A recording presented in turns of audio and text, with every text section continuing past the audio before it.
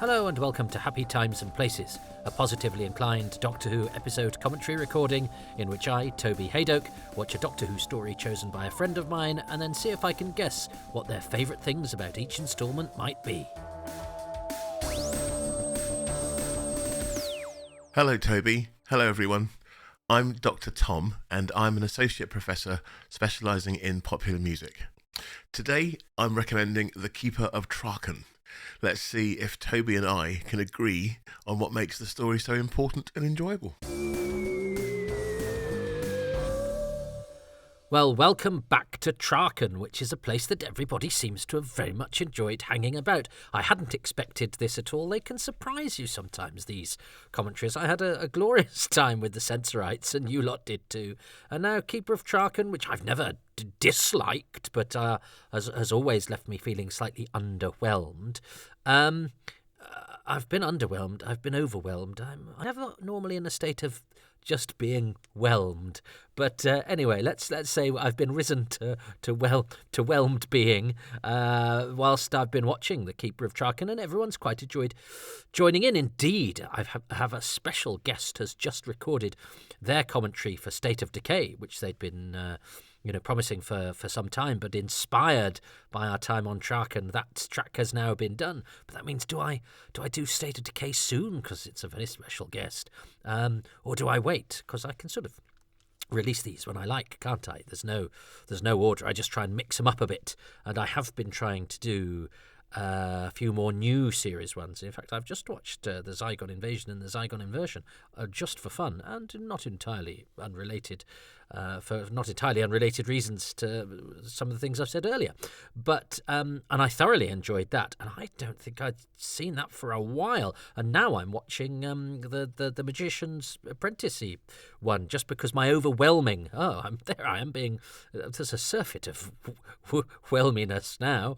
By Davros opening his eyes, and so I've watched it again to remember all the bits that weren't that, which I might have found very entertaining. And of course, there's loads in it. So I've got lots of the Peter Capaldi era that I need to go back to and sort of watch just as a punter again for fun, because I think there's all sorts of treats that I'm missing. I was reminded just how good the two leads are, for example, and how many class lines there are, and all sorts of stuff. So that's the beauty of Doctor Who, isn't it? Is that we can revisit it, we can look back at things we've either overlooked or we've not liked because of circumstance or mood or whatever, and find that there's gold there to be had.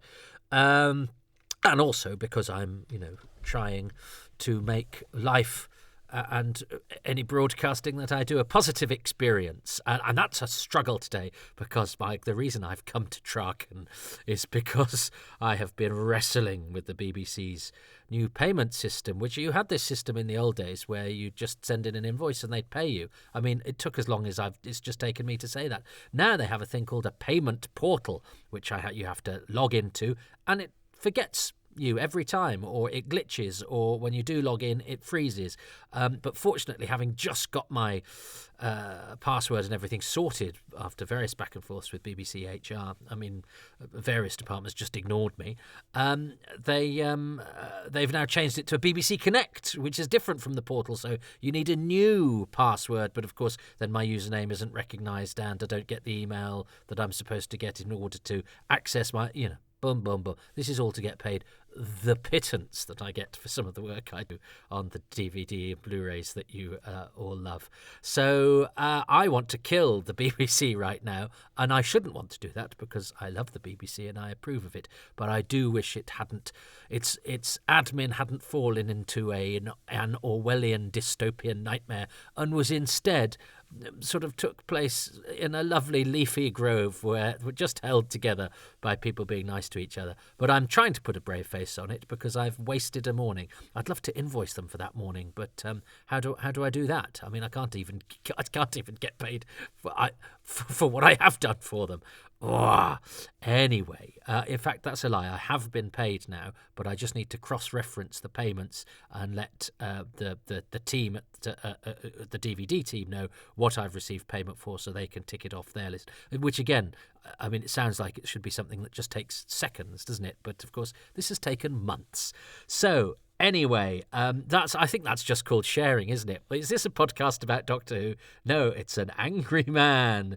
But it's because I don't want this to be a sort of cloying optimism fest. Any joy that I might exude or try to feel is often emitted whilst swimming against a tide, whilst batting off slings and arrows and mixing metaphors, I think, there again. No, I suppose somebody could be hurling slings and arrows at me whilst I'm swimming against a tide. I'm just having a terribly bad day or trying to invade a castle via the sea.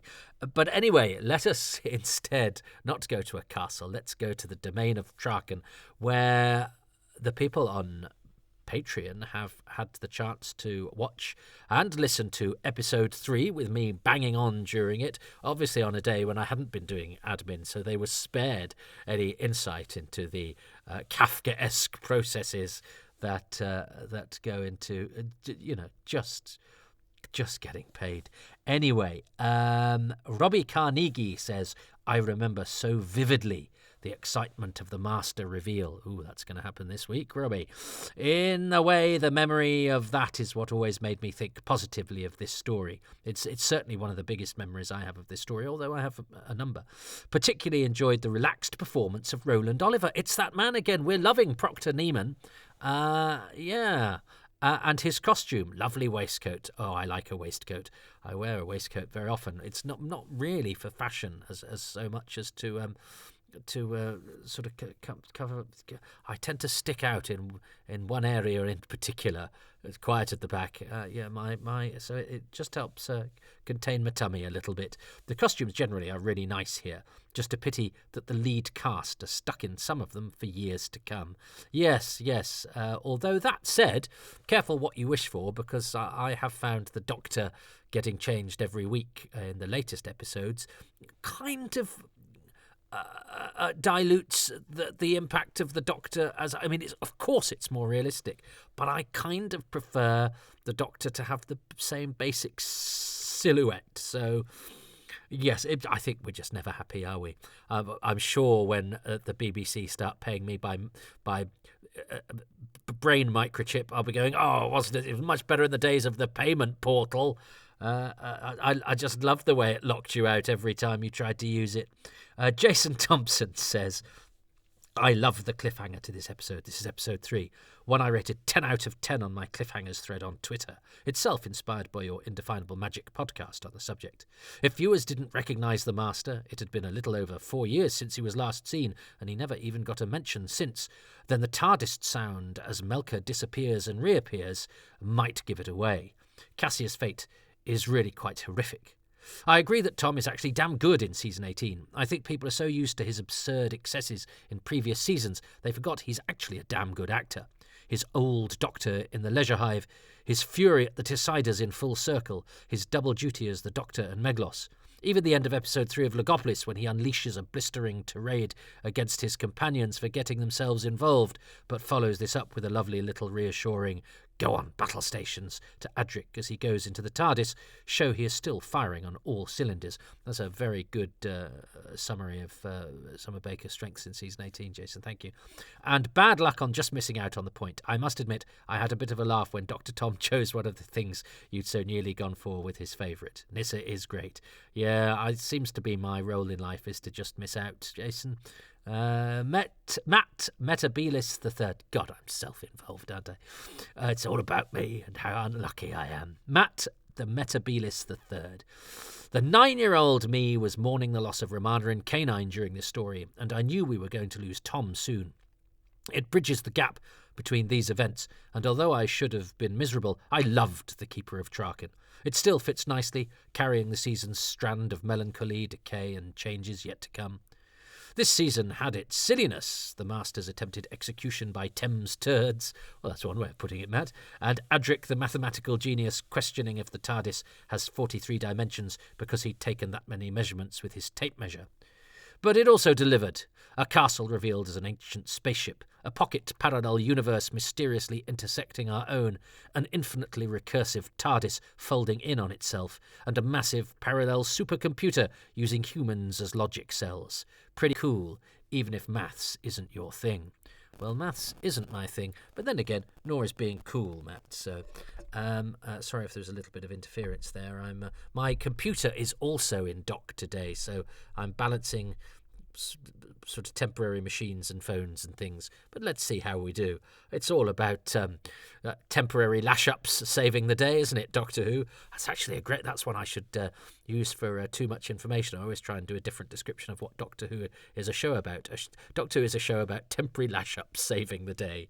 Well, yeah, I'm pleased with that one. I think I'll take the day off. Peter Chamberlain, I'm enjoying this Toby-inspired rewatch more than I expected. End of season 18 feels like everyone waiting for Tom Baker to go. Out goes Romana and K9, then one by one we line up Peter Davison's companions. But Traken is great. Cuddly Ainley is a delight, and Nyssa is wonderful. By the way, I'm surprised that Toby isn't convinced by K9's marksmanship. I've always been sure that there's a beautifully designed nozzle attachment that K9 can adjust with speed and accuracy. Oh, I see, just a bit at the end that's sort of on a sort of gimbal that means he can sort of shoot vertically if needed. Yeah, I suppose. It just doesn't look good though, does it, Peter? It looks but I know your tongue is probably in your cheek when you were saying that. Siobhan Galichon, although it does work. Siobhan Galichon says, oh, this is full of memories. I remember as soon as the end credits finished, I was on electric telephone to my friend, Andrew Smith, no relation, shrieking that it was the Master. This was the season I became a, capital F, fan. James Gould, just catching up for these, and thanks for the patron shout-out on part 2, which was originally broadcast 2 days before I was born. Well, thank you, James, and thanks to everyone who is a patron, and I really like the fact that I'm so disorganised now that I can fit some of your comments in. We, alas, won't have the comments for anyone for episode 4, because when it goes out I will have moved on to pastures new, which will probably be a new series episode, but I'm not sure. But yeah, I'm going to try and get a few more of those done. Oh no, I'm going to do the 61st anniversary celebration episode, a bonus. Have you heard it here first? A bonus Happy Times and Places to celebrate Doctor Who's birthday, which will go out on the 22nd of November for patrons and on the 23rd for non-patrons. So patrons will only get it a day early, as opposed to the few months that I try to contrive to have you in advance of everybody else for the kindnesses you bestow upon me. Anyway, here we are. Whether you're a patron or not, you're very, very welcome to this final instalment of The Keeper of Traken. So, shall we have a look what's in store for dear old Doctor Who as this story, his penultimate story, Tom Baker's penultimate story, comes to an end. And we're going to press play in 3, 2, 1. Well, would you believe it? iPlayer has locked me out now. The BBC is listening and confounding me. It's because I'm not on my normal computer, so I just had to sign in then. But I feel if I disappear, if I go and change the time on my clock and suddenly I vanish, I think you should look for. I think somebody at the BBC might be fed up with me. So I'm going to press play. Yes, I have got a TV license. I am going to press play in 3, 2, 1. Well, we got there in the end. Yep, I'm still feeling the warm fires and the rosy cheeks, and as I record this, Christmas is approaching. We're near. It's anniversary week too. But I do like the warm glow of Christmas anticipation. I am a bit of a sucker for it. I'm old-fashioned in that way. I like the nostalgia, and that's what this is, isn't it? I enjoy the fact that watching this is not only an experience of pleasure and familiarity, but it also takes me back to a time. Odd, though. I've talked about this before, how, childhoods aren't necessarily the fondest memories that one has, and yet I'm comforted and consoled by the various things I associate with it. That house that I lived in, that sort of early 80s feeling where houses didn't have central heating. I mean, that house still doesn't have central heating. The cold winter bite, the warm glow of the fire. I even seem to recall that the Sykes' house that I watched the repeat of this in was sort of warm and fiery as well, but that was an old farmhouse. So I do like the fact that Cassia's, that seems really painful, doesn't it? It's not just a crossfade. They've actually gone to the effort to go, oh no, she's being kind of rent asunder. And that's all we see of Sheila Ruskin. She gets a credit. Not always the case when you're just in the recap, but I think she's entitled. And yes, it is a TARDIS. I don't know if I would have picked up on that at the conclusion. I don't know if I would have done. Now, of course, that would have been all over the internet. People would have been there. Did you hear when Melker appeared? It was a TARDIS. Although I suppose having seen having seen Geoffrey Beevers in his makeup, people would have twigged it was the Master. And I mean, somebody would have leaked it from the studio, wouldn't they?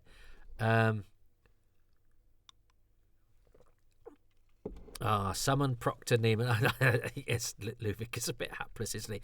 I do buy the point that Luvic and Gutcher, they're the sort of Lib Dems of the consul room, aren't they? Of the Traken consulate. They're sort of, maybe I'm being a bit unfair on the Lib Dems. I've voted Lib Dem before in my time, but they are an easy target, aren't they? The sort of the ones who don't really have much impact, but will occasionally ally themselves with one or the other.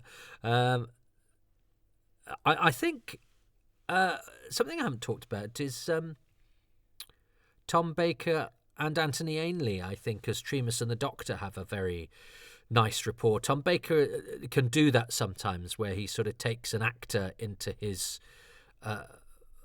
into his trust, if you like. And I think he has that with Ainley, which is interesting because Ainley was, I think, quite a tricky and strange figure.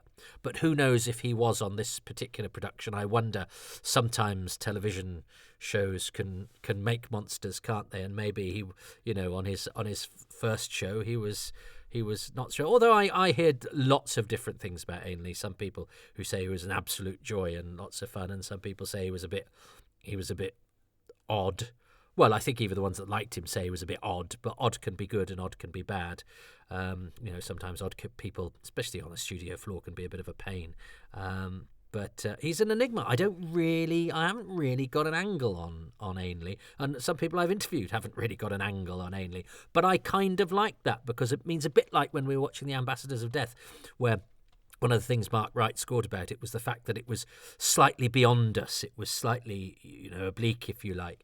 That I think Ainley has that. Although we're familiar with him as the Master, it still seems odd to me that he plays this trustworthy Tremas character, and it's a sort of almost a pleasant surprise of, oh yeah, he does that for a story.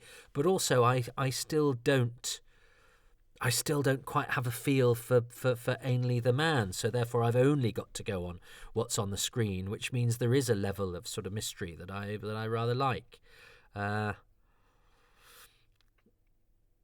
Blocking, Nissa, means when somebody stands in front of you when you're on the stage. So here's Neiman's waistcoat. It is good. I suspect a lot. I suspect these were great costumes to wear. Maybe very hot under the studio lights. But I've enjoyed the Proctor Neiman love that we've had during this. Do you know what? I'm going to email him. you heard it here first. I can't edit it out now. Let's see if I can get a bonus interview. I've tried to stop interviewing people because I find I get really nervous contacting people, and then I feel physically sick when I'm doing it. And I've got somebody else I need to contact for too much information, which I've been delaying because I need to. And it's somebody that I've interviewed. It's somebody whose house I've been to, but I always feel like I'm bothering people. But there, I've committed now. I'm presuming that's a bald cap. Well, that's what I would have to ask the man. So if there's not a bonus interview, you know that I've either bottled out or he's told me to sod off. But I have been in his vicinity. I think I mentioned this. He was doing a play at the Royal Exchange when I was doing another one. So we kind of know each other. Oh, and I did mention that we've not found Liam Prendergast, the foster. Well, since I mentioned that, and now one of my cohort of actor trackers, Stephen Griffiths, he, Ben Jolly, and I are the sort of the three who rule the obscure corners of the internet where one can track down people long lost. And he has found Liam Prendergast. Actually, with not that much difficulty, but he had been on our list, and I hadn't done a search since that list was compiled a couple of years ago. And I'd got some details off the BBC, an old address, and I sent that to the boys. And Stephen came back and said, "Oh no, look, Liam Prendergast's here." So we know. So that's another one off the list. It just goes to show that if at first you don't succeed, you can foster a relationship with. We haven't contacted him or anything, but we know where he is. Stephen might have done, but I haven't. Look at that. That's a lovely stick-on beard, isn't it? We've sort of lost the art of stick-on beards, but they always wobble a bit, don't they? In a way that your actual beard.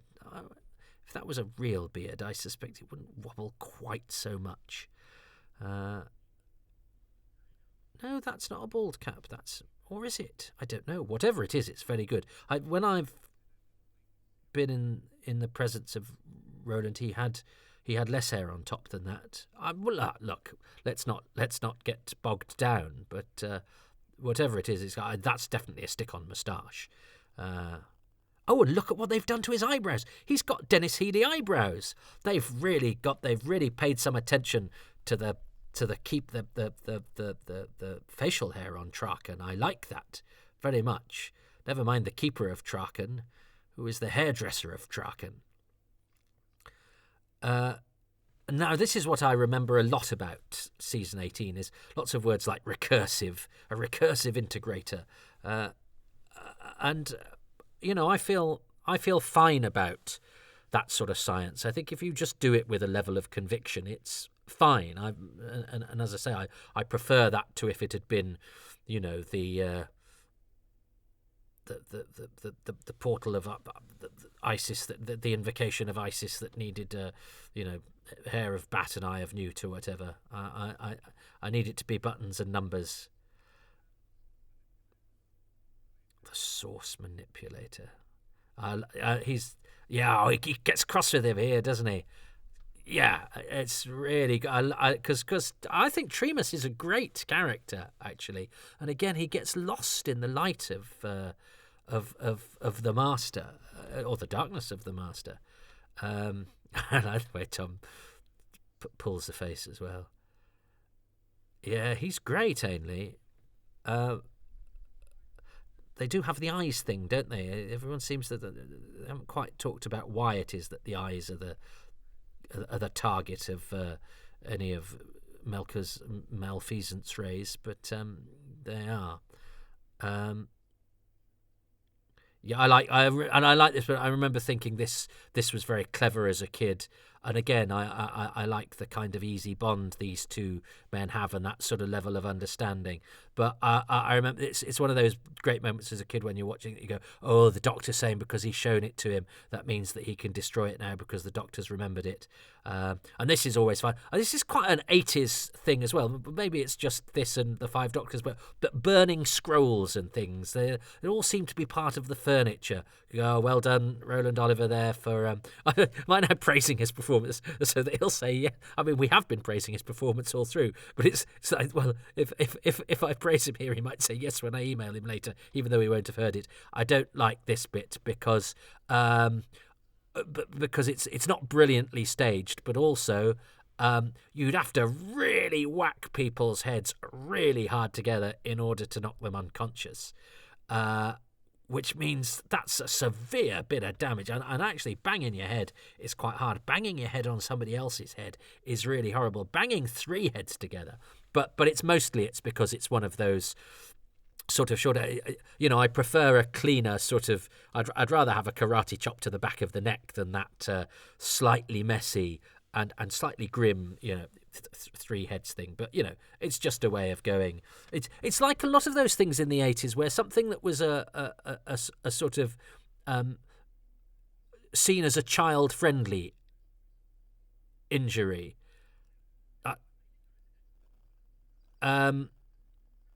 was actually something quite...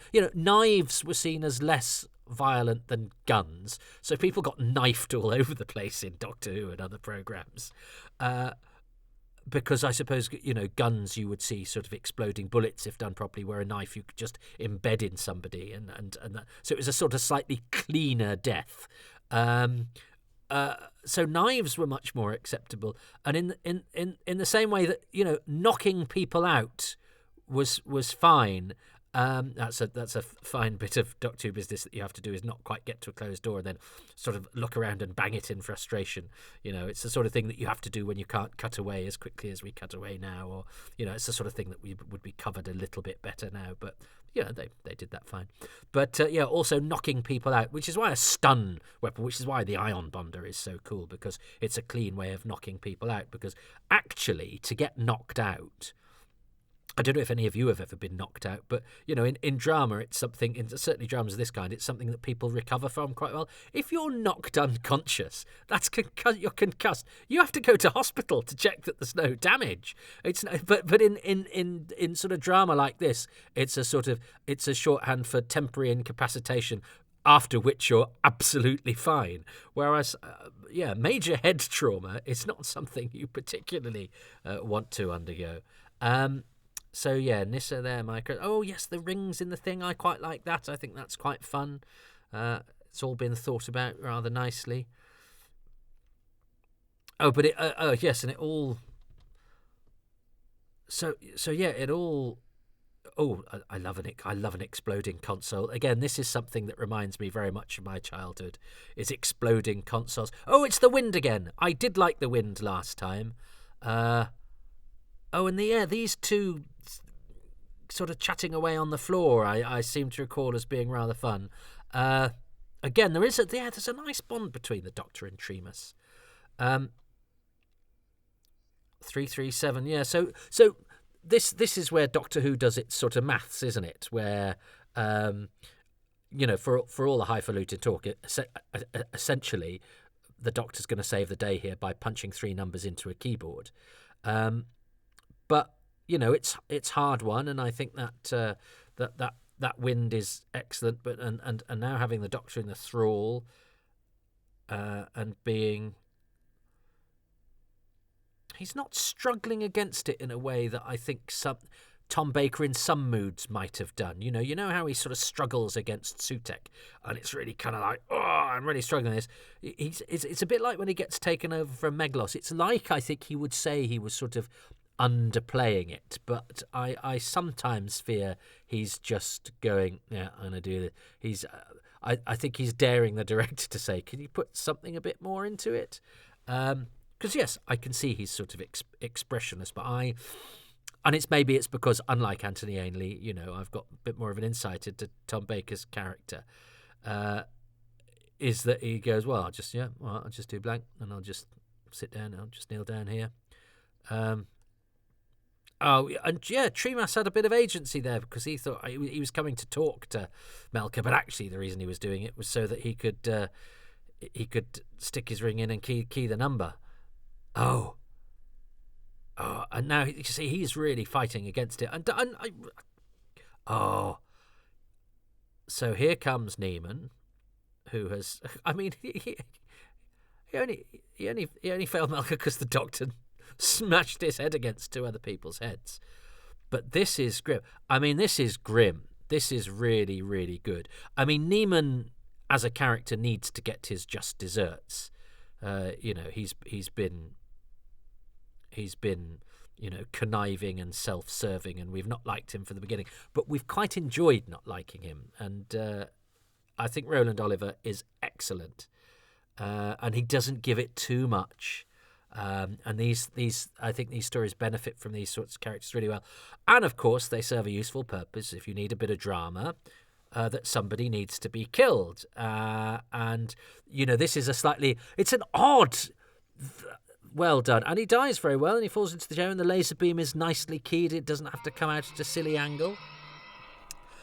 I'm being phoned by John Levine, would you believe, live. So I'm going to have to refuse that call. But I will call him back.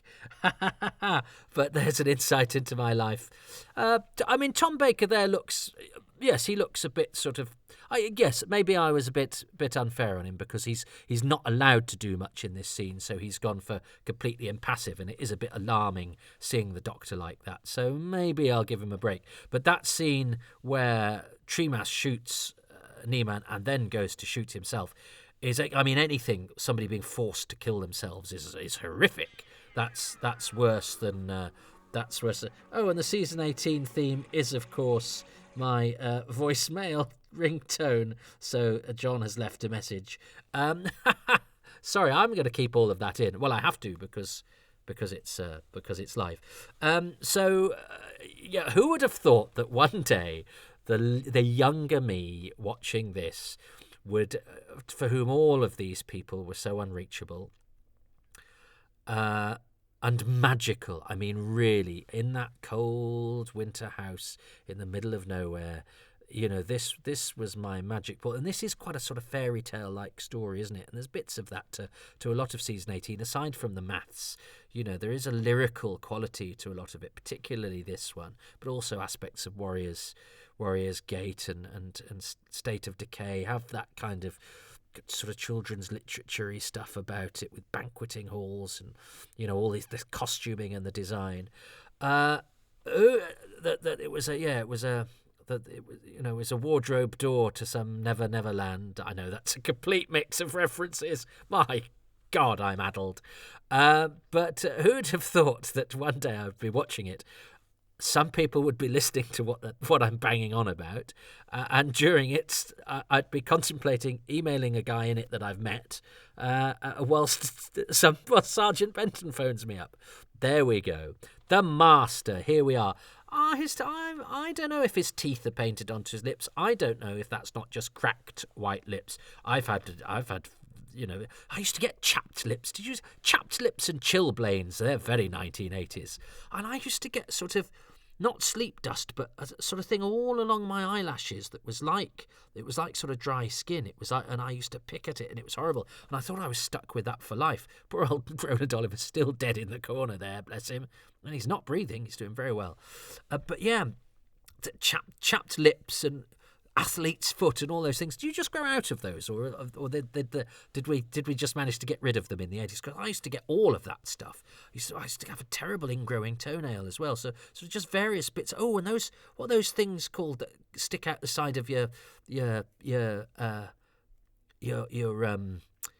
fingernails, that little thing that can be really sharp and painful. Anyway, I'm banging on about that. Oh, it's because the Master is sort of, afflicted with this painful body that he has, including what has been suggested in some references is teeth painted onto his lips. But I think you could say it's sort of dried chap lips.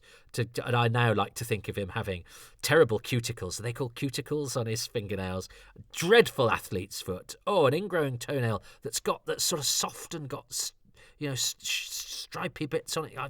One of my toenails is worse than the others because it had a terrible. I think it had a terrible time when I was younger, and it's never quite recovered. Anyway, let's not. But yeah, your body was a battleground, wasn't it, of different bits and bobs? But I think I have things wrong with my body now, but we sort of grow out of some of those things that seem like they might be permanent ailments, but I suppose it's when your body's changing when you're a youngster. Anyway, why have I talked about special bodily afflictions of 1980s growing youngsters when I've got the return of the master here? As I say, I didn't really know. I think Geoffrey Beevers is excellent, by the way. He has a perfect voice. It's a very short performance, and he is like a ghoul. And I love the way he sort of hovers over the Doctor to sort of take over his body and really anticipates sort of doing so. I think that's really well done. It's a great cameo. I'm not quite clear how the Doctor jumping through that window gets him out of there, but I suppose the journey is probably more interesting than the this is a sort of slightly cheaty ending that they've got this. You've just got to type in 3 numbers and the Doctor jumps out the Master's window or whatever. But it's I don't think it really matters. I think the rest of the story has such a and how does that panel work and all that, so it has such a sort of unique feel about it and very much its own thing going on that I think we forgive the sort of slightly vague aspects of the Digimon, and I sort of like the fact that Luvic, the slightly useless one, the leader of the Lib Dems gets to sit in the seat of government for a bit. Of course, it ends up being quite short-lived and everyone dies, but at least he gets a go. And I know how Tremas feels. I was alluding to it before, wasn't it? Tremas is exactly how I feel. You're just out of the room when there's a chance for something really good to happen to you. Though, as it turns out, I'm not sure I'd want to be keeper, as he says. And there was a lot of love, wasn't there, for this Doctor? And I like him without the jacket too. That's another great waistcoat. But the Dr. Adric TARDIS team that is only really together for this and the beginning of Lugahulis, I think actually really, really, really works. Yeah, and so that's an argument to ignore sometimes what we know about behind the scenes, because I might not consider the Doctor and Adric's rapport that they have. So yes, Geoffrey Beevers is the Master who got sacrificed at the altar of Athlete's Foot. And I'd occasionally get quite a sore belly button as well. Does things just hurt when we're young? Anyway, but chilblains, because I used to go outside in the winter, and I quite often with bare feet because I'm really lazy to go and get wood and things like that. And then you'd come in and be by the hot fire, and that would give you chilblains. And chilblains were a beggar. I haven't had a chilblain for years. But I remember this starkly. So I've always associated the Master with the clock. Although not a very sturdy clock there, but I didn't really understand what was going on here. And I think I had to get one of my brothers to explain. And I think it was actually a good move to have the Master look like the old Master, because much as the Doctor thrives on being a different Doctor every time, if you're bringing back the Master to fulfill his, villainy of before, I think of the way that the show was at this time, I don't think having a kind of, Delgado Mark II style is a bad move, even though it's been quite interesting having different renditions of the Master that are now like the renditions of the Doctor. But I think for the 80s this was a useful way of doing it, and I have mixed feelings about Ainley. I used to, when I discovered Delgado, I was very, very sniffy about Ainley, because Ainley was on telly when I was watching it, so obviously not as good as the stuff that was on telly before I was born, which was where it was really happening. But I enjoy him now. It is a sort of fairly pantomimic performance, and there's a bit of camp about it, and I think Delgado is infinitely superior. Amy Roberts and Norma Hill. Norma Hill, you've been tweaking eyebrows, makeup lady. I don't know anything about Norma Hill, but Amy Roberts I have met and like very much, and is a very, very skilled artisan. And I think it's nice saying executive producer, baronets. I used to think the word was executive. I didn't know what it was. It was only when I heard the word executive sometime later. It was one of those light bulb moments where you go, oh, it's executive. I'm sure I've told this before, but I've done it with, Determined on the back of Target books, Determined, and The Shop Wurstmouth, which I couldn't get my head around at all until suddenly I'd heard people talk about W.H. Smith for years, and then suddenly I was like, oh, Wurstmouth is W.H. Smith. Yeah. But I've done a whole podcast about that, so I'm sure that's old news to regular listeners. Think of it as a pleasing reference to stories gone by, which this era of Doctor Who starts to be full of. So there's a warning not to do that too often, because familiarity can breed contempt, especially if I do the Wurstmouth anecdote and I'm played by a different actor, or I have a different design. Let's not get into that, though. So I have to choose my favourite thing about The Keeper of Traken, episode 4. It's a tricky one, this, isn't it? There's much to talk about. I love Geoffrey Beevor's Master. I'm so glad that Big Finish has given us a chance to get more of him, because obviously he was cast as an interim. He was cast as a placeholder before the man who'd been cast in the continuing role, Anthony Ainley, took over. But he has that wonderfully sort of treacly voice that can do such gloating evil, but also it has a kind of sensual lightness about it, and he's such an unassuming chap, Geoffrey. But he's got his voice is a fantastic instrument, and exactly right for this sort of role.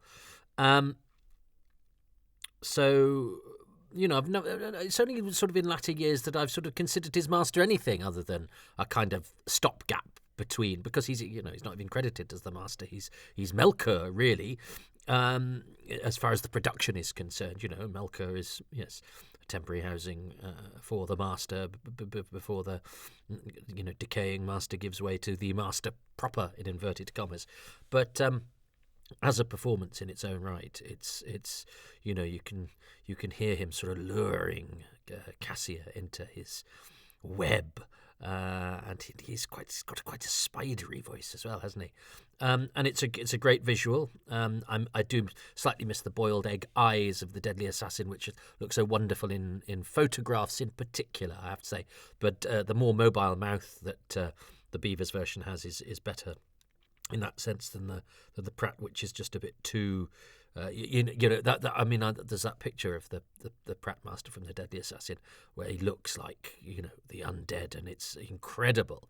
The black and white picture that was the sort of first I saw of him, that was the basis for the Target cover and stuff. But actually, when you see it moving about, it's not quite as effective, just because the mouth is so restricted. So I actually like the fact that whether it's painted on teeth or not, the beaver's mouth is as mobile as yours or mine. I do like Anthony Ainley as Tremas, and I like the relationship he has with the Doctor in the same way that Adric and Tom Baker have that sort of good rapport. I like the way that Baker acts with Ainley, and Ainley responds. They do seem to have a bit of a connection as performers, and I like all that stuff with, as I say, them on the floor, and when the wind has been unleashed, and particularly that bit in Tremas's office where they do the cunning bit with the plans for the source manipulator. I like that Luvic gets made Keeper of Traken. I think that's quite sweet and fun. I like the fact that Margot van der Burr is back after a many years gap since the Aztecs. I like it when the sort of period when I was watching Doctor Who as a kid reaches back to the golden ages before I was born, because I would have had no clue at the time, and I remember being very excited to realise that I had watched Doctor Who stories that had people in who'd been in Doctor Who stories I would have no chance of possibly seeing because they were on before I was born, and I was so pleased to discover later on that that had been part of my viewing without me knowing it, because of course when Keeper of Traken was on I didn't know there was such a thing as the Aztecs, let alone who was in it. So I was always pleased when I found that sort of thing out. I think in any other story, because I sort of scuppered myself, because with episode 1 I chose Traken itself, and I think in that I probably, and partially because of the way Tom phrased his choice, in any other story Amy Roberts' costumes would have got a nod, Tony Burrow's brilliant designs would have got a nod, but I think they've probably been swept up in the whole Traken discussion that Tom and I had independently, but together in episode 1. So I won't be choosing those, whereas they would be a great call for the bonus thing, and are I think probably the headline news of this story is those visual elements, and a nod to Norma Hill and her makeup too now, especially that I can see Proctor Neiman's eyebrows have had special attention, and I always like a bit of special attention to the eyebrows. The young people, they shave them off and draw them back on again, which I think is absolutely bananas. So I'm far more of a if add Dennis, add a touch of Dennis Healy to them. So I won't be choosing those, even though were it possible, or were circumstance not to have ended us up where we did with earlier instalments, they would have been a no-brainer. But I think they kind of were included in part 1. But I come back to I really do like the scene where Neiman gets killed and then the Master forces Tremas to put the gun to his head. I think in a story that is, thought of as being a bit sort of lyrical and, rhubarbing locals at gates and that sort of thing, and elegant costume design, to have a character kill another character is horrible. There's something about the inability to move your own body. It's like it's real nightmare stuff, isn't it? That idea that, and I have it in nightmares all the time, where I want my body to do something and it cannot. This is a perverse extension of that, where not only are you not in control of your body, but actually somebody is manipulating it to do a terrible thing. So Tremas kills Neiman, but against his own will. And it's a lovely bit of plotting as well, because and character, because Neiman needs his comeuppance, but the way that he has it is pretty grim and horrible. So it serves two purposes. It's funny that how we kind of have a need to see someone get killed. It's awful, isn't it? But in this kind of adventures, it's sort of part of the punctuation, and we go, yeah, no, that's okay. We needed to see him die, and it's sort of a bit disappointing if they don't. Which is why, much as it's refreshing that General Carrington and Captain Dent, two great villains from the Pertwee era, don't get killed, you also kind of do feel slightly cheated, I think. But. And this goes to a perverse extent in American films, where, of course, the ultra baddies, I'm thinking of Cyrus the Virus in Con Air or whatever, where he gets killed not once, twice, but 3 times. It's like, we'll shoot him, but then we'll drop him off a building, but then the building will hit an oil tank, and the oil tank will explode, and then he'll fly out of the exploding oil tank and land on a spike, and then that spike will get anthrax and the clap, and I mean, and that to me is a very America has taken that idea of a sort of, that we punctuate adventure dramas with the death of the villain and gone, but we and we sort of go, I'm slightly uneasy about the fact that I enjoy that. American films go, no, don't be uneasy. In fact, have the satisfaction of seeing them die more than once and in increasingly colourful ways. I'm not sure what that says about us. I mean, it is contained within fiction, and we're all intelligent enough to know that it's fiction. And maybe it satisfies something within our psyche, some sort of fantasy. I mean, I have to say, when I'm walking around the park, I spend a lot of my time, if I'm not fantasizing about, car boot sales with cans of missing episodes or winning the lottery, it is largely doing kung fu on people that have irritated me in the past, for whom I wish I'd had a bon mot or a fancy move. I'm not talking about people I know, in conversation. I'm talking about random encounters where strangers have been rude or antisocial or something like that, and I've wished I could. I was going to say put a cap in their asses, but I'm not a cap in ass kind of guy. But I am a karate chop or a what are they called? A roundhouse kick, sort of, to somebody who's a bit bloody mouthy, or vaping on the tram or being rude to me or whatever. So I do fantasize about sort of violence, if you like, without ever having been in a violent situation at all in my life. So perhaps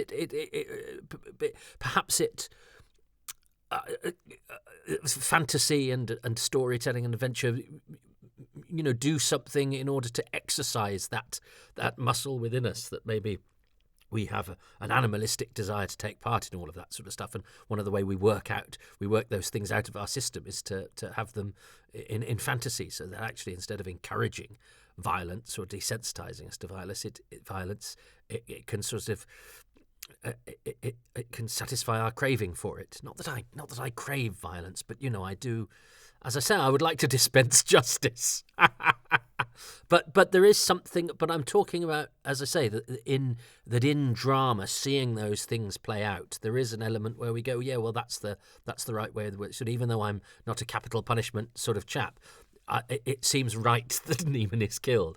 But the fact that they then make such a virtue of that dramatic necessity by making it a horrible sequence, I think is well played by all. And it means that I get to include Roland Oliver in our list of things that we like. And his performance, I think, has particularly stood out. He's been a particularly effective character, even though he's not one of the sort of ranking characters really in the drama, but he's played a really useful part in the story as a character, Neiman, and I think Roland Oliver has invested him with all the sort of anxiousness and the sort of conniving, creepy quality that he needed without overplaying it.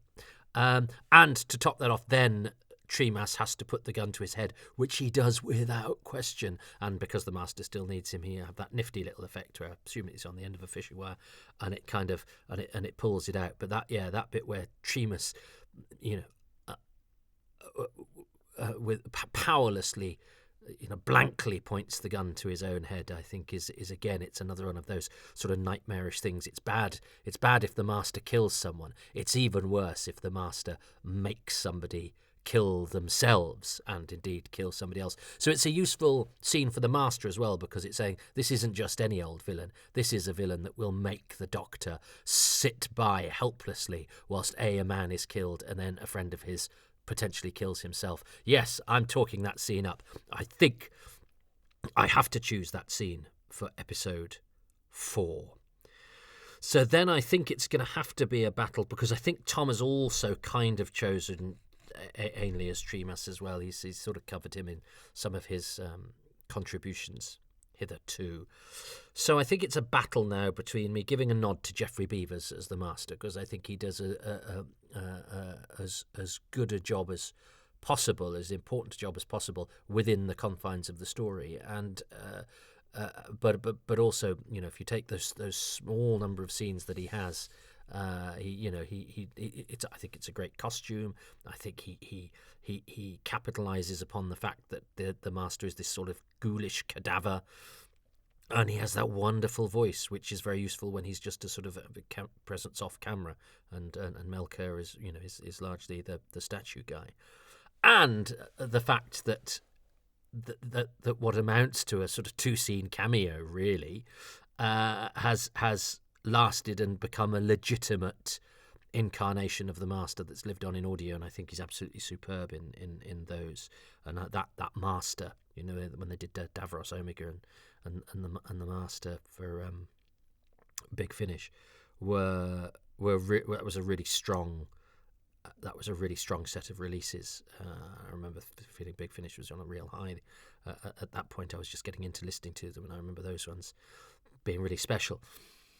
But maybe there's not enough of that in Keeper of Traken that will, I think, make it lose out, just because it's a profound childhood memory. Because I think it's a moment a lot of us remember.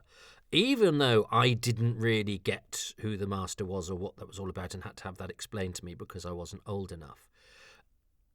So even without the context, it wasn't a kind of, it's the macro moment and you go as a fan, oh wow, it's the macro, but that doesn't really mean anything in Gridlock beyond that, because they're nothing like, they don't do anything that the macro do apart from, be crabby and have claws. But it was a lovely moment. I love that moment, and who knows, when we do Gridlock, I might choose that. But but I would put my hands up and say that is entirely me as a fan going, oh, you mentioned the monster from 1967 that nobody can see because none of the episodes exist, but that's what keeps me alive. This, I wasn't going, OMG, it's because we spoke properly in those days. I wasn't going, Cripes, Cripes is much better than OMG. Cripes, it's the master, because I didn't know that. But it was well done enough, it was creepy enough. Even though it's not a particularly fancily executed scene, there's something about that horrible creature coming out of the clock. There's something about the clock, and I didn't quite know what was happening. I didn't know why the clock had made Tremus freeze or anything like that. So I wasn't entirely sure what was going on, and yet it stuck with me. I remember where I was sitting. I remember watching, and I remember talking to my brothers about it afterwards. And then I remember, I'm sure on the repeat, when seeing it again, because I knew that was coming, and thinking then, oh yeah, that story actually ended on a cliffhanger, and thinking that's the thing we forget about in the 80s, that they do that occasionally, like when Nyssa collapses at the end of 4 to Doomsday because her contract has the flu, and or Tegan staying behind at the end of Time Flight Part 4. There was the occasional sort of Hartnell-esque end of story cliffhanger, which at the time seemed to be the sort of thing they didn't really do in Doctor Who, even though it had a precedent from before, and Doctor Who's done it. Faceless runs into either the Daleks, various bits and bobs often. But it just seemed like the sort of thing Doctor Who didn't do. So to have the story end, but then end on this dark note, you go, oh, really? What's going on there? Which meant that I was so pleased when Nyssa turned up in Logopolis. That felt kind of right. And Nyssa gets the end of the story. It's just such a profound memory from my childhood, and it's not a big shock moment. It's not a big monster moment, but it is a moment that sticks in my mind. And as I say, not from a story that I particularly was cock-a-hoop about, but it's one of those ones etched in my head, and that's what Doctor Who does, isn't it? It gets into the nooks and crannies, and there are so many things in my life that I forget and that I've forgotten. Some of them happened last week, but some of them I treasure those things that tie me to my childhood, because I think those things are important to our identity and to our perspective. You look back on childhood, and you sometimes sort of go, oh God, I wish I knew then what I know now. But also I sort of go, oh, I wish, it's a reminder to have, that propensity for wonder that I had then that is so easy to lose now. I find that connection to a world that's lost. A lot of people from that time and now dead. I mean, my family still live in the same house, so that's something. At least I have that. I would be sad if that childhood home was not around anymore. As I say, even though my childhood was not a barrel of laughs, but that was partially due to being, I think, quite an emotional and sort of raw child after my dad left. We weren't, we weren't. I wasn't unsafe, but there wasn't a lot of emotional support, shall we say? So I was pretty much on my own emotionally. So anything that gave me excitement and made life seem a bit less scary, I went to a scary TV program. But no, it was an escape, wasn't it? It was an escape. I think that's what it was. And as I say, I'm not going to paint a sort of Dickensian childhood, but all difficulties are relative, aren't they? And I certainly, I was quite a feared and quite, as I say, quite a raw kid, and Doctor Who was tacitly understood was my special thing, and most of my childhood memories are associated with Doctor Who, and I think that's such a good thing. So slightly personal, but I just know from the comments as well that I am not alone in that moment being a big memory. So I'm going to choose the scene where Trimas shoots Niemann and then nearly shoots himself under the thrall of the Master's gaze, and then the scene where Trimas is, I'm saying Trimas like Seron does, where Trimas is overtaken by the Master at the end of the episode, a cliffhanger no less, at the end of Tom Baker's penultimate story, which also I think helps you to feel like you're building to an important conclusion, which of course this was the departure of the longest running Doctor, in my case the only Doctor I'd seen. Had I? Yeah, the only Doctor I'd seen at that point. So, this had to be big news, especially as in his final story he spends quite a lot of it brooding in the TARDIS in a lay-by or on a boat over the Thames, or just a lot of bridges and looking at people in the distance, and then Abacus wrangling on an alien planet. Anyway, I do quite like Legopolis, but at the time it did seem a very odd choice for the climax to the reign of the longest running Doctor. Maths in a lay-by. But I'm sure we will talk about that. If the person who's chosen Legopolis sends it, was claimed very, very early by actually a Doctor Who VIP, I must give him a nudge. Anyway, that's a story for another day, because a Doctor Who VIP has done State of Decay. And somebody, wonderful, has done Leisure Hive, which I do have. I do have the Leisure Hive, which I really like and gets a bad press. Full Circle has been claimed, but not given to me. Warrior's Gate has been claimed by somebody who's a VIP sort of outside of Doctor Who, but a good name, but also has not sent it in, so I might have to put some of these back out for tender. Anyway, I've got plenty still to do, but I'm going to nominate those, but with the proviso that I would choose as the best thing, I think, all round about Keeper of Traken is the design in terms of costume, makeup and set. Well, particularly costume and set, really. That's no shade on the makeup. It's just that there's not an awful lot of it. Actually, the Master's makeup is very good. But I probably couldn't single out Neiman's eyebrows. I'd be struggling if it's like, I think I'm gonna choose as my favourite thing some eyebrows. But overall, it's beautifully designed, albeit in a style that would no longer be acceptable on television. But there's a lot of things that are no longer acceptable on television that I think are marvellous, and there are some things that are acceptable on television that I think are dog shit. So, I don't normally swear, but it just seemed the right word at the right time. I do apologise. So listen up. Let us see what Dr. Tom, has chosen for his things from episode 4, and his bonus thing. Mine happens to be from episode 4 as well. But let's see. He is under no obligation to do that. Let's see what he's got. Episode 4. This episode, the big news is the return of the Master. We haven't seen him since The Deadly Assassin in 1976. As a child, the Master was a fictional villain that I'd only read about and never seen. And to cap it all, the costume was terrifying. It's just an animated corpse menacing the Doctor. So, the return of the Master, and his return until the end of the classic series, was set up right here. So that's the big deal. A bonus thing for the whole story. At the end, there's a sense of cadence rather than conclusion. So although the story concludes with the appointment of a new keeper, we see that the master steals a new body and escapes with a demonic laugh. So, despite the day seeming to have been won on Traken, we know that for both the Union and the Doctor, time is running out, and they're heading towards certain and complete disaster. So, the story ends on a cliffhanger. Can anyone else name more stories that end by leading directly into the next adventure? So maybe Fort of Doomsday or Village of the Angels.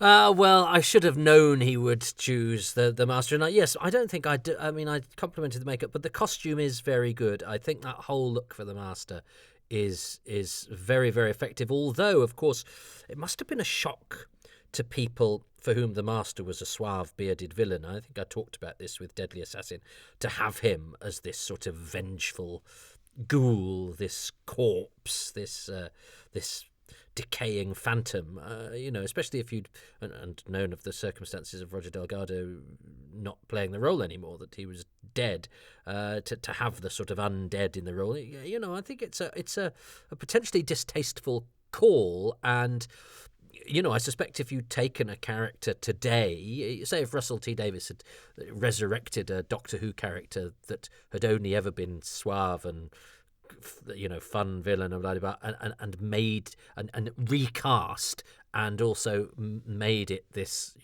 decaying monster, you'd go, that is a complete betrayal of what that character is. That is not what the Master is. But obviously that's not the choice of what this story does, and I've discussed Deadly Assassin, which is a favourite of mine. But I do have to acknowledge that it is a big change from what the Master had been in the show, and I can understand people who might react against that, particularly as Doctor Who fans. We always celebrate its change by saying how much we don't like it when things within it change, and I do speak for myself there. That's exactly what I'm like.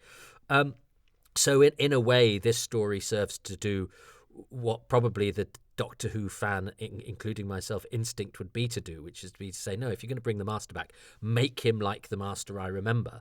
And if because the actor is dead, you have to then have an actor that is at least giving an approximation of that type of character. So yes, of course, there are differences, and he goes in different directions. He is definitely intended to be an echo of the Pertwee era Master. So it's almost sort of having JNT having given the show such a makeover with the titles and the music and the feel and everything like that. Here with the Master, he goes, no, we're going to kind of go back to how that character should be. So I think that's a really interesting point in the sort of development and history of the show. And I'm only banging on about it now because it's only when talking out loud that I think about this stuff that was present. It was in the present when I was watching Doctor Who, is now part of its history, and now that I see, where it was in its own terms in the history of Doctor Who, it was that was quite an interesting development, and as Tom acknowledges, it was not just reintroducing the Master for this. What's to be the trilogy of the Master's return, if you like, but also the fact that he then becomes a mainstay of the show until it ends, and indeed is in that very last story in 1989. So that's interesting to talk about it from its historical perspective, because of course I at the time didn't feel like I was part of history. There were old Doctor Who things where the Sonic Screwdriver's first appearance or whatever, and the first appearance of the Cybermen, which were sort of milestones of their own, but actually Keeper of Traken, in terms of what it does to the Master and the groundwork that it lays for what is to come, is different decisions could have been made, and this one is quite a conservative decision, because it's about going back to the way things used to be rather than reinventing the wheel, and I think that's just worth sort of noting and observing. So I didn't get that, but I liked the way that Tom described it, though it doesn't end with a sense of conclusion, but with a sense of cadence. I like that. I think that's So it's just it's a musical it's a musical thing, isn't it? It's the way a piece of music sort of ends, but without it being a sort of climax or a crash bang wallop. Trust Tom to use a musical phraseology, but I think it's apt, and I enjoyed that. So I get the bonus. With Tom. So I've done okay. I got the first one and I got the last one. And if I'd got the Iron Bonder, I'd have only bloody won the whole thing. So there we go. And I probably could have guessed that I should have chosen the Master, but it doesn't matter. I'm choosing to end on a sense of cadence rather than a huge climax, something like that. Well, I've enjoyed The Keeper of Traken much more than I thought I would. I thought I would sort of have to tread water or mark time or just talk about Burgundy a lot. But I actually found a lot to discover in that, and as I say, particularly its sort of place in the history of the show, that what it must be like to come to it, if you were born after it or whatever. It probably must seem like an interesting fork in the road in many, many ways, whereas to me it was just the latest Doctor Who story, but clearly one that stuck in my mind very, very well indeed. So I've enjoyed that. It's always nice to be in the orbit of Dr. Tom, who I met once, very, very briefly, many, many years ago, and he was such a nice man, and and we had a good time when he came to see my show, and I sort of always thought, I'd like to get to know him better. I'd like I'd like to sort of hook up with him, and it never kind of happened. And then I got him on board for the Blue Dot Festival, and so we saw each other then, having not really been in much contact beyond messages here and there. And I'd like to think I've helped getting involved in a couple of other things. He's an interesting, and we of course did that Race and Time podcast that I thought was worth a bash, worth considering, and having somebody erudite and who has knowledge and perspective on those sorts of issues, and was I thought really, really good value. So Tom is an asset to the great sort of landscape of Doctor Who discussion, but he's also a really sound, nice guy, and I'm really glad that he's lent his voice to this. And I hope if you weren't only slightly aware of him and what he does, that this might improve that situation, and that you can sort of go and seek him out. I'll give the details of his social media, etc., in the closing titles. But that's nice. What fun it was to take this podcast about people just sitting around and generally being nice about things, to that planet where people sit around and generally very nice to each other. And I hope this has been nice for you, and that nice is a terribly cloying word in the wrong when it's too repeated, though, isn't it? Or when it's used in the wrong circumstances. So and I never know if the biscuit should be pronounced nice or nice. I always think they're nice, but people do think that. I think if they're called nice, that's a bit. I think that's a bit poor. Whereas if they're called Nice, but are they made in Nice? I don't know. Do you call them nice or Nice? You say nice. I say Nice. Let's call the whole thing off. That's as good a way to end as any. Nice is as good a name as Nice. And well, look, I'm just going to I'm going to finish there. I found that really enjoyable. But before I go, I just need to that clock's wrong, so I think I should probably just.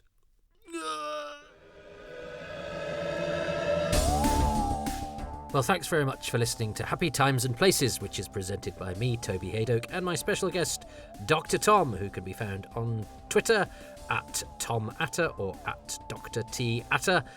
He's got a new body at last. I'm grateful to him and to the patrons who make these podcasts possible, and they include Andrew O'Neill, Nev Fountain, Paul Gibbons, John Davey, Paul Sarmer, Julian Botting, James Silk, Michael, Susie Ferguson, Matt Foy, Alan W. Wright, Matthew Toot, Richard Riley, Paul Kirkley, Neil Humphreys, Rebecca Burgess, Colin, David Gates, Mia Murch, El Pandras, Paul Lindblad, John Babb, Jack Sharp, Philip Fitchett, Simon Liss, Roger 1966, Simon Farquhar, David Workman, Brandon Moore, Peter Kelly, Stephen Waters, James Kersey, Matt Metabelis III, Peter Chamberlain, John Ball, Darcy Smart, Scott Sherritt, and Paul Harris. The music is by Dave Gates, the artwork by Dylan Patterson. All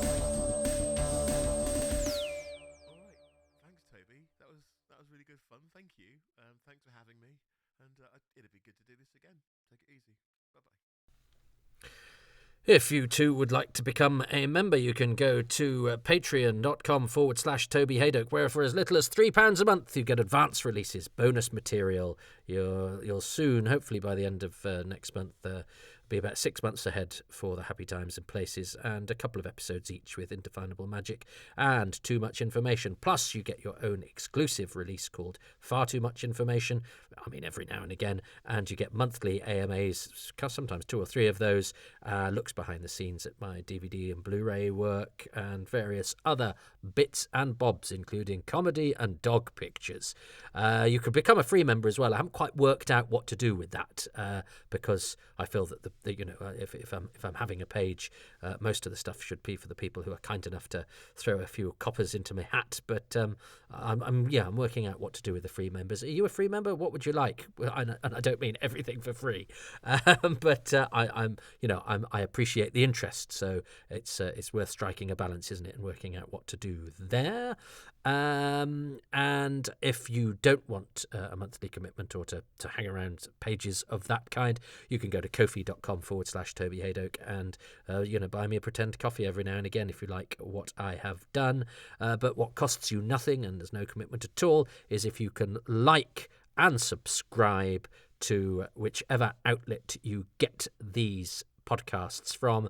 Thumbs up wherever there's a thumbs up, a 5 stars wherever there's a 5-star rating, and perhaps a few lines as well just really help to polish those algorithms and make other people aware of what's going on with these podcasts, which I hope you continue to enjoy. I'm mostly grateful to you, though, for listening and for being there, and I thank you very much.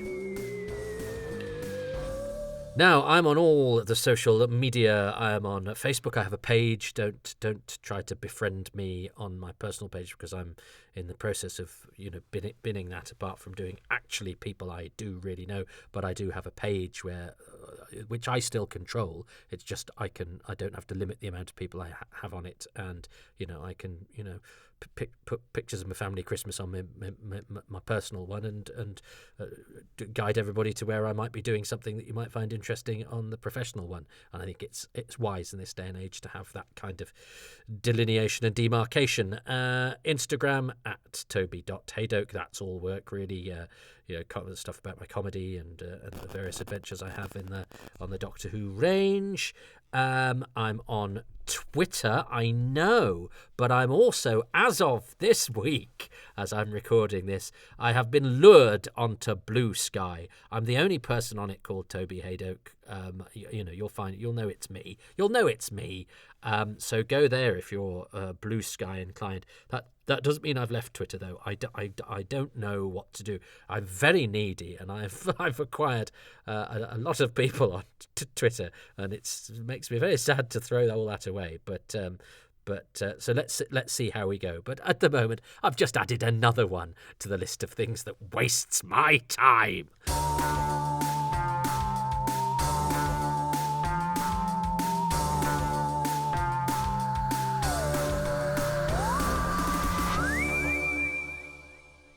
So there we have it. John, I did actually break off at one point there, and I did phone John Levine back, by the way. He just wanted to touch base and wish my partner well, because he knows she's had her health battles. And then we got on to other things. We talked about Richard Franklin, who, of course, died nearly a year ago, died at Christmas last year, who, of course, has been a colleague of John's. And we talked about a few things that John has been up to in terms of... the bits and bobs that I'm sure you'll end up being made aware of, and also, talking about him and what he's up to and the life that he leads. And it's always It's always nice to hear from John. It's always a bit of a roller coaster. We do travel towards sentimentality and then take a sharp U-turn to furious recriminations or observations, and then back to sort of thoughtfulness and philosophy. But it's always nice to touch base with him, and I'm happy to report he's doing okay right now. So that's good.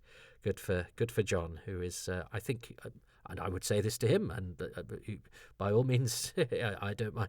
There's nothing I would say here that I wouldn't say to John. John is a mercurial sort of fellow, but like all of us, is just doing his best to negotiate this crazy thing called life, and what a life he has led. And we chatted about some of that as well. But nice to touch base with him. But yes, I mean, I wasn't name dropping. I just thought it was quite funny that during the recording of this podcast, which of a story that I watched when I was a kid, grown up me got a call from one of the icons of Doctor Who. Sergeant Benton is a very important character, and John is a very, very special figure in the great landscape of Doctor Who. So there we have it. What a thing. I enjoyed Traken. Hope you did too, and hope you're well. John and I also talked about drooling, but I think that probably needs to remain between us. But the word drool came up, and then John went into detail about what sort of drooling is okay and what sort of drooling is not okay, which is just an insight into the sort of conversations you can only have with John Levine.